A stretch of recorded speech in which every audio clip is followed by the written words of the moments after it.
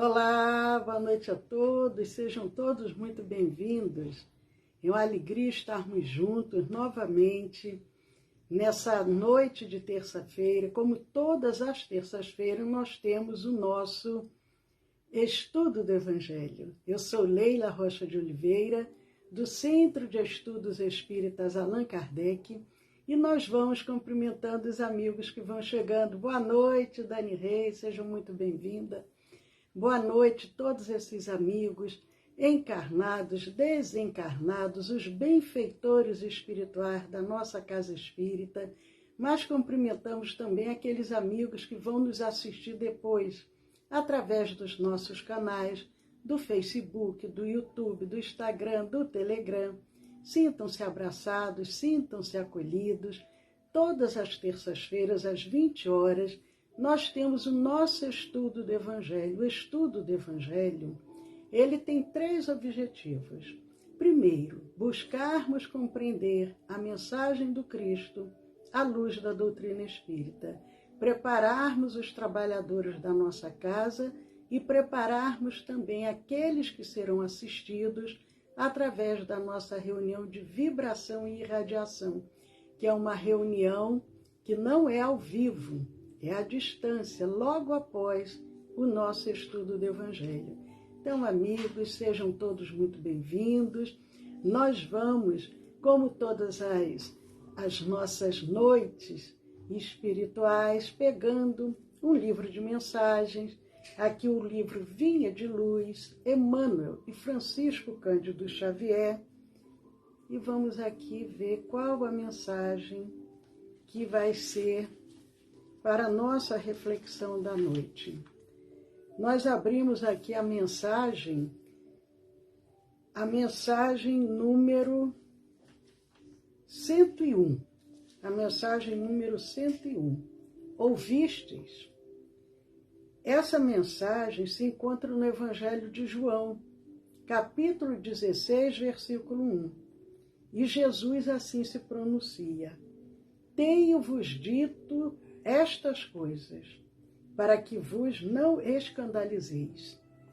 Tenho-vos dito estas coisas para que vos não escandalizeis. Jesus, João, capítulo 16, versículo 1. E Emmanuel traz o seguinte comentário: antes de retornar às esferas resplandecentes, o Mestre Divino não nos deixou ao desamparo quanto às advertências no trabalho a fazer. Quando o espírito, amadurecido na compreensão da obra redentora, se entrega ao campo de serviço evangélico, não prescinde das informações prévias do Senhor. É indispensável ouvi-las para que se não escandalize no quadro das obrigações comuns. Esclareceu-nos a palavra do Mestre, que enquanto perdurasse a dominação da ignorância no mundo, os legítimos cultivadores do princípio da renovação espiritual, por ele trazidos, não seriam observados com simpatia, seriam perseguidos sem tréguas pelas forças da sombra. Compareceriam a tribunais condenatórios para se inteirarem das falsas acusações dos que se encontram ainda incapacitados de maior entendimento. Suportariam remoques de familiares, estranhos à iluminação interior. Sofreriam a expulsão dos templos organizados pela pragmática das seitas literalistas. Escutariam libelos gratuitos das inteligências votadas ao escárnio das verdades divinas. Viveriam ao modo de ovelhas pacíficas, entre lobos famulentos. Cairiam, ou melhor, sustentariam guerra incessante contra o mal. Cairiam em ciladas torpes. Contemplariam o crescimento do joio ao lado do trigo. Identificariam o progresso efêmero dos ímpios, carregariam consigo as marcas da cruz. Experimentariam a incompreensão de muitos. Experimentariam a incompreensão de muitos. Sentiriam solidão nas horas graves. Veriam de perto a calúnia, a pedrada, a ingratidão. O Mestre Divino, pois, não deixou os companheiros e continuadores desavisados. Não oferecia a nenhum aprendiz na terra a coroa de rosas sem espinhos. Prometeu-lhes luta edificante, trabalho educativo, situações retificadoras, ensejos de iluminação, pela grandeza do sacrifício que produz, elevação do espírito, de serviço que estabelece luz e paz. É importante desse modo, para quantos amadureceram os raciocínios na luta terrestre, a viva recordação das advertências do Cristo, no setor da edificação evangélica, para que se não escandalizem nos testemunhos difíceis do plano individual. A mensagem 101 do livro Vinha de Luz. Ouvistes? Tenho-vos dito estas coisas, para que vos não escandalizeis. Jesus, João, capítulo 16, versículo 1. Lembrando o finalzinho, o último parágrafo. O Mestre não oferecia a nenhum aprendiz na terra a coroa de rosas sem espinhos. Prometeu-lhes luta edificante, trabalho educativo, situações retificadoras, ensejos de iluminação, pela grandeza do sacrifício que produz elevação e do espírito de serviço que estabelece luz e paz. O espírito de serviço que estabelece luz e paz. Irmãos, agradecendo ao Senhor da vida, nós damos início a mais esse estudo do Evangelho, rogando ao Mestre Jesus que esteja junto a nós, tocando os nossos corações, nos inspirando, para que possamos compreender a sua mensagem na profundeza que foi trazida, para que dessa forma possamos caminhar lado a lado com Ele. Sê conosco, Senhor, agora e sempre. Muito obrigado. Que assim seja.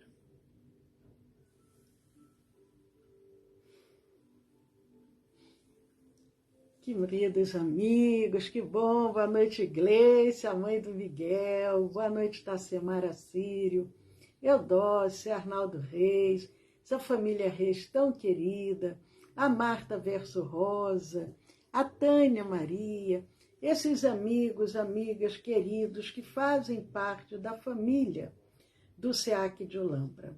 Vamos dar continuidade ao nosso estudo do Evangelho. Hoje é dia 8 de agosto de 2023, dando continuidade ao capítulo 13, item 15, de O Evangelho segundo o Espiritismo. Não saiba a vossa mão esquerda o que dê a vossa mão direita. E essa mensagem nós gostamos sempre de relembrar para que a gente tenha essa compreensão. Kardec, ao organizar o Evangelho segundo o Espiritismo, ele trouxe mensagens do Novo Testamento, principalmente, fez comentários com relação a essas mensagens, e ele, além de fazer esses comentários, trouxe também as instruções dos Espíritos. Então, nós vamos dar continuidade vendo as instruções dos Espíritos com o Espírito. Hoje a mensagem é dada pelo Espírito, ele se intitula Um Espírito Protetor. Um Espírito Protetor. E nós vamos aqui iniciar a nossa reflexão. Essa mensagem dada pelo Espírito, um Espírito Protetor, com relação à beneficência, nós já começamos a ver esse subitem, a beneficência, já 2 semanas atrás, através de Cáritas. Cáritas trouxe 2 mensagens. E hoje, um Espírito Protetor, falando sobre a beneficência. Essa mensagem foi dada em Lyon, em 1861. E ele inicia dizendo: meus caros amigos, todos os dias ouço entre vós dizerem: sou pobre, não posso fazer a caridade. E todos os dias vejo que faltais com a indulgência aos vossos semelhantes. Eu acredito que muitos que agora se encontram aqui, inclusive aqueles que vão nos assistir depois, através dos nossos canais, do Facebook, do YouTube, do Instagram, do Telegram, eles já ouviram alguém dizer, ou a própria pessoa assim já se manifestou: como eu posso fazer a caridade se eu mal tenho para mim? Quando chega a metade do mês, eu já não tenho condições de pagar em dia as minhas contas.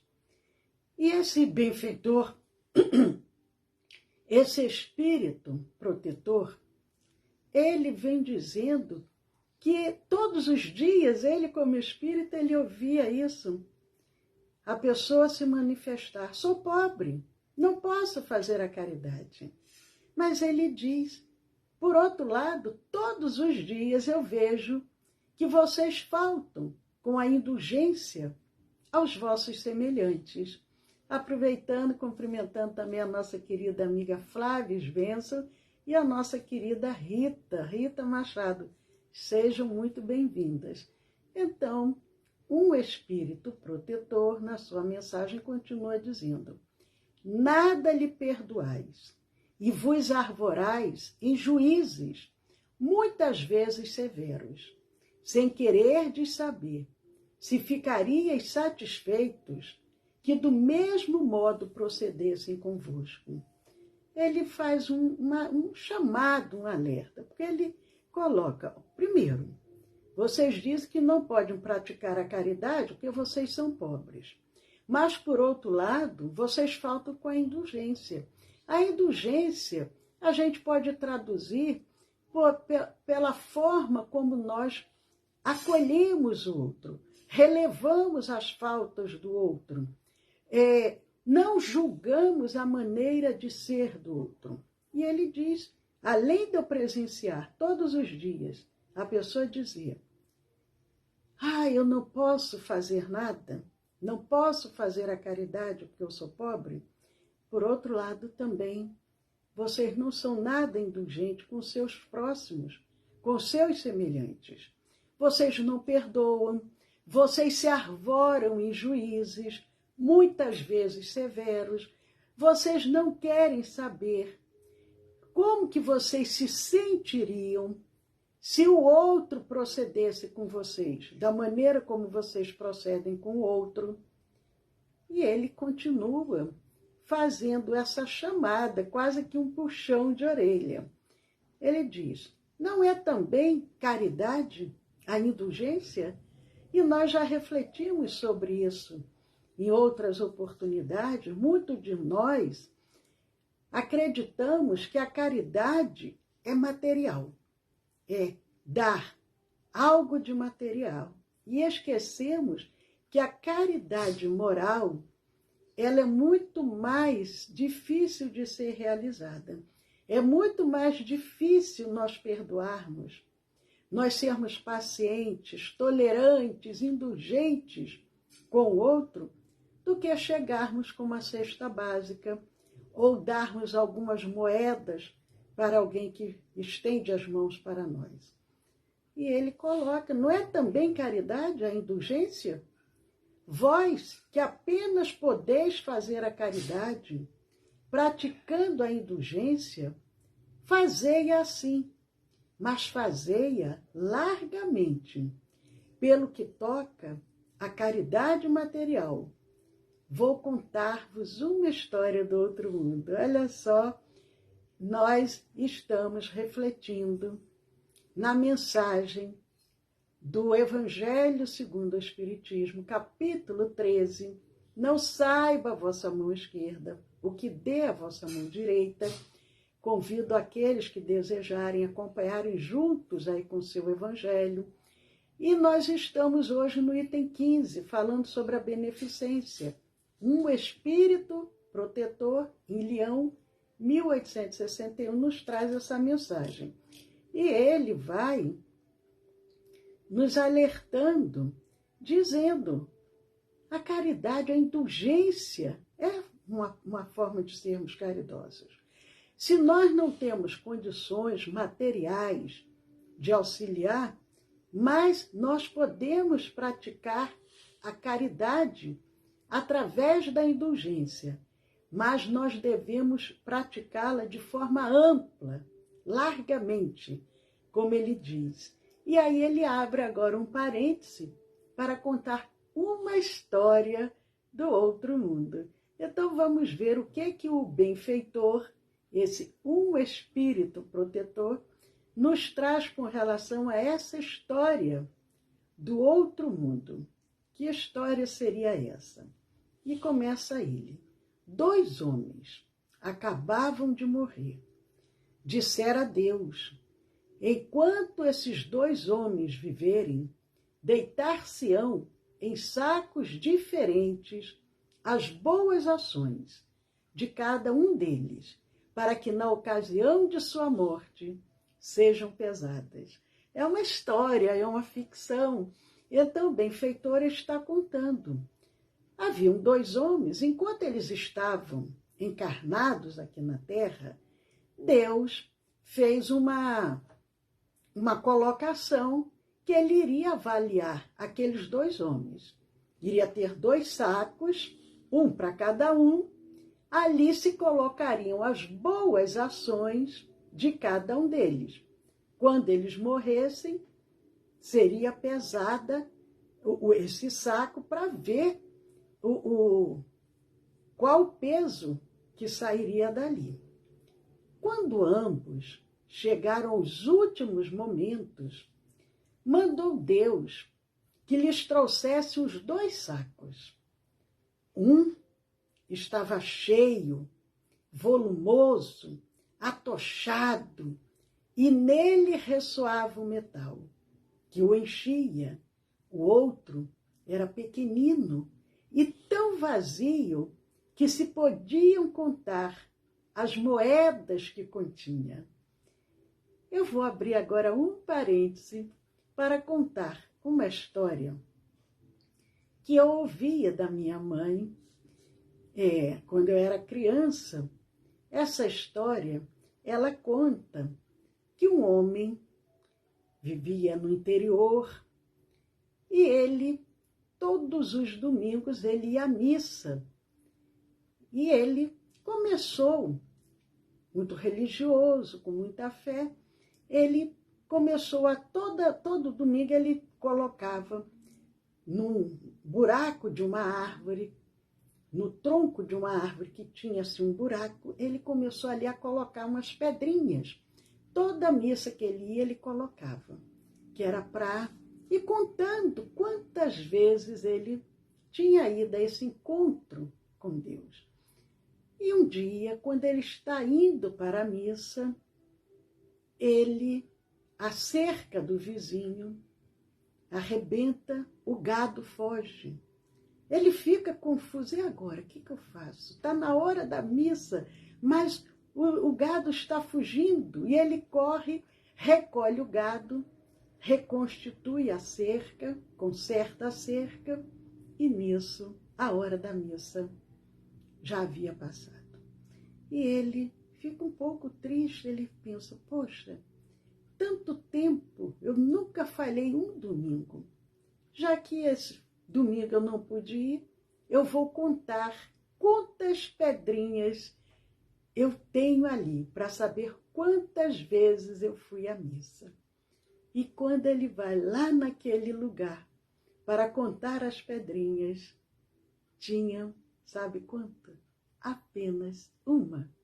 Porque foi justamente naquele momento daquela prática da verdadeira caridade, que ele abriu mão de todos os seus interesses, é que foi contado diante de Deus. A minha mãe sempre contava essa história, eu nunca esqueci. Então, voltando aqui, a esses dois homens, eles desencarnaram. Deus havia feito essa proposta, colocar 2 sacos para ver quanto que iria ser colocado ali, dentro daquele saco, as boas ações de cada um deles. Quando eles chegam aos seus últimos momentos, Deus mandou que lhe trouxessem os 2 sacos. Um estava cheio, volumoso, atochado, e nele ressoava o metal que o enchia.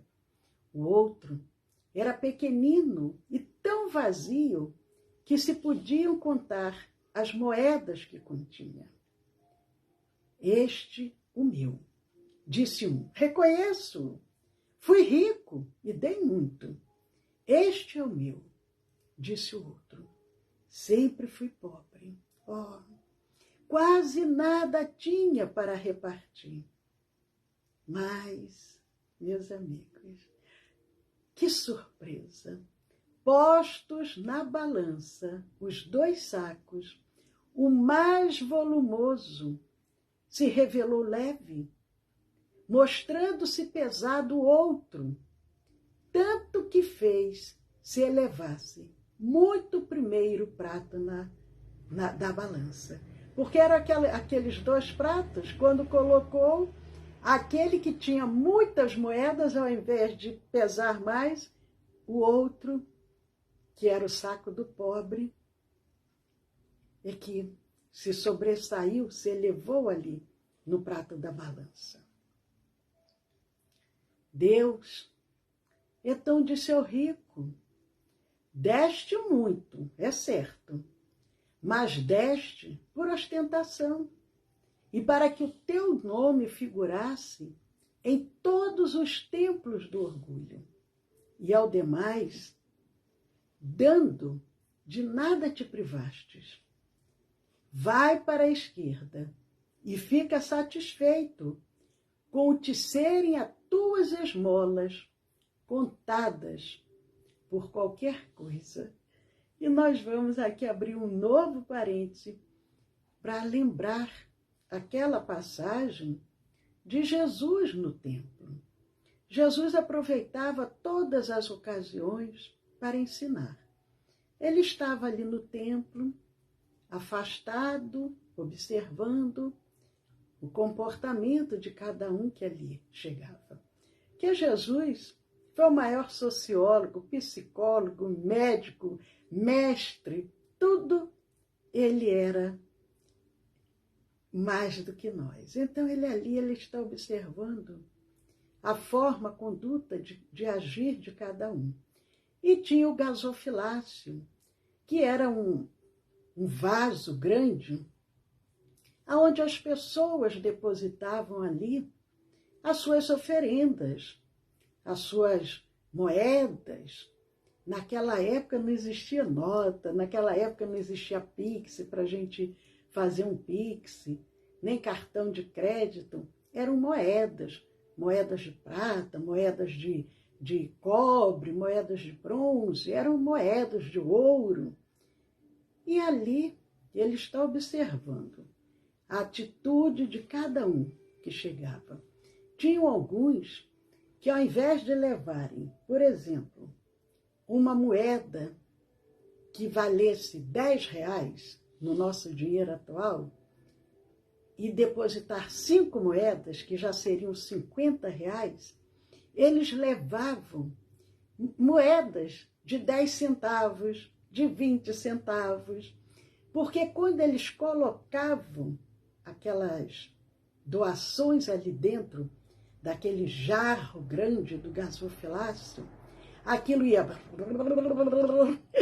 fazendo aquele barulho e todo mundo prestava atenção. Nossa, aquele ali é muito caridoso, vejam quanto que ele está colocando ali dentro. Só que ele colocava pequenos valores, mas para poder fazer o que aqui na história fala. Deus diz, você deu por ostentação, para que o seu nome figurasse em todos os templos do orgulho. E Jesus está ali observando. Vem uma viúva. Aquela viúva, muito humildemente, até constrangida, chega ali e coloca apenas uma moedinha. Uma moeda de um valor ínfimo. Mas, e se retira. Aí Jesus aproveita para ensinar aos seus discípulos, aos seus amigos que estavam ali com ele. Vocês estão vendo o comportamento de cada um? Para Deus, esta viúva deu muito mais do que esses outros, porque ela deu do que ela possuía. E eles não. Eles deram o mínimo do que eles poderiam dar. E aqui nessa história fala isso. Então Deus diz para o rico, deste muito, é certo, mas deste por ostentação. Ao demais, de nada te privaste, porque a viúva se priva, era a única moedinha que ela tinha. Mas ela, com fé, com confiança, ela vai fazer a sua oferta. E Deus fala para aquele homem rico, vai para a esquerda e fica satisfeito com te serem as tuas esmolas contadas por alguma coisa. Mas prossegue. Depois, Deus disse ao pobre, lembrando que isso tudo é uma história simbólica que o benfeitor está contando. Depois disse Deus ao pobre, tu deste pouco, meu amigo, mas cada uma das moedas que estão nesta balança representa uma privação que te impuseste.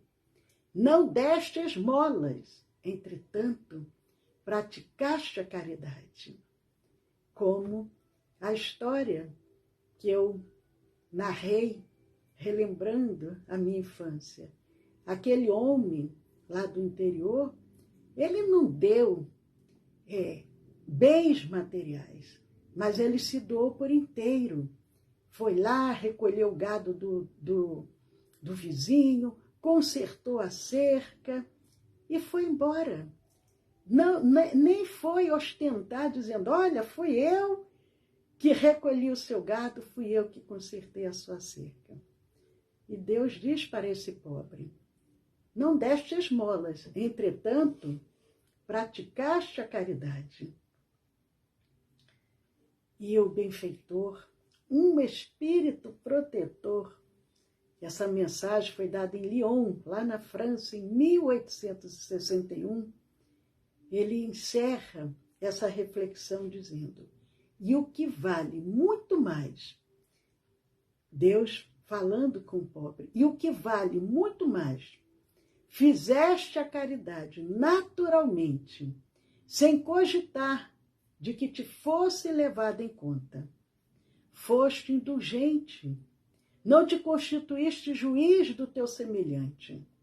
Ao contrário, todas as suas ações lhe revelaste. Ou melhor, todas as suas ações lhe relevaste, relevou as faltas alheias. Passa à direita e vai receber a tua recompensa. Então, na história, Deus fala para o pobre, você agiu de uma maneira natural, sem esperar nada em troca, sem querer se vangloriar. Você foste indulgente, foste benevolente. aceitou o outro com as suas limitações, com as suas falhas, sem ser um juiz inclemente, julgador, apontando as falhas alheias. Ao contrário, todas as suas ações lhe relevaste. Então, o pobre relevou todas as ações que o outro, o semelhante, praticou contra ele. Passa à direita e vai receber a tua recompensa. Então, amigos, que nós possamos praticar a verdadeira caridade, sem nos preocuparmos somente com a caridade material, sabendo que todas as oportunidades que surgem para nós são muito importantes. Nós podemos praticar a caridade, inclusive dentro do nosso lar, orando por alguém que nós sabemos que está precisando. Praticar a caridade, passando uma noite, às vezes de vigília, no hospital, fazendo parte de um rodízio, porque uma pessoa enferma está ali precisando. Então, temos muitas formas de praticar a caridade, inclusive cuidando do nosso planeta. Porque o nosso planeta, para que ele possa continuar dando o que nós necessitamos, ele necessita do nosso cuidado, a forma como nós cuidamos. Quando nós cuidamos para evitar um lixo na rua, quando nós fazemos algo que vá beneficiar de uma forma geral a coletividade, isso tudo é uma forma de caridade. Mas, amigos, nós vamos encerrando, faltam apenas 3 minutinhos para a nossa reunião de vibração e irradiação, lembrando aqueles que, porventura, vão nos assistir depois e ainda não conhecem a nossa reunião de vibração. É uma reunião de tratamento toda terça-feira, de 8h30 às 9h30 da noite. Não é ao vivo, é à distância. Quem desejar encaminhar algum nome para a reunião de vibração ou desejar um atendimento fraterno, alguma orientação, encaminho para o novo número do WhatsApp do nosso Centro Espírita. Mas antes quero cumprimentar também a nossa querida Niva de Ziaduque. Seja bem-vinda, Niva. Mariana Fosati. Mariana, me dê notícias depois no privado. Eu gostaria de saber como que você está agora na nova cidade onde você está residindo. Então, anotem aí o número do WhatsApp. O DDD é o 19, DDD 19, o celular é o 99-456-4473.